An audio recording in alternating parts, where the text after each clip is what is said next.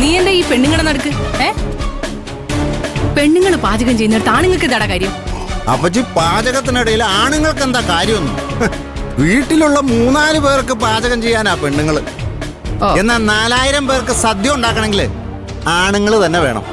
അതറിയോ അപ്പച്ചിക്ക്? പേര് കേട്ട പാചകക്കാരുള്ള നാടാ ഇത്.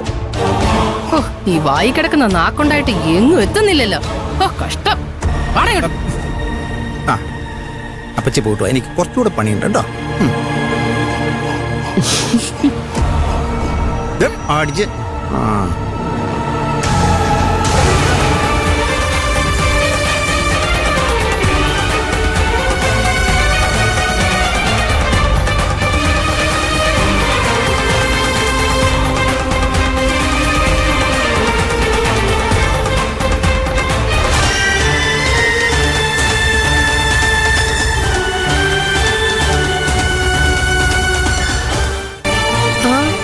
ചാരു, ദേ ആകാശ് വന്നു.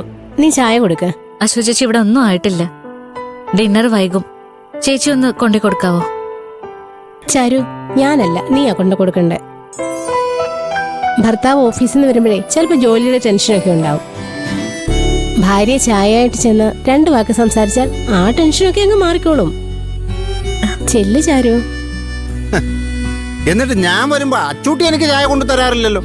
രമേശേട്ടാ, ഞാൻ പറഞ്ഞതേ ജോലിക്ക് പോകുന്നവരുടെ കാര്യമാ.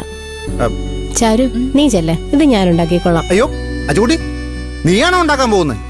ഈശ്വര, ഇന്ന് ഹോട്ടലിൽ പോയി കഴിക്കേണ്ടി വരുമല്ലോ. ദേ രമേശേട്ടാ, ഒന്ന് പോകുന്നുണ്ടോ? ഞാൻ ഉണ്ടാക്കിക്കോളാം. അതവിടെ ഇട്ടേ. അവിടെ ഇടാൻ എപ്പോ നോക്കിയാലും കുറ്റം പറഞ്ഞോണ്ടിരിക്കും. പോയേക്കാം.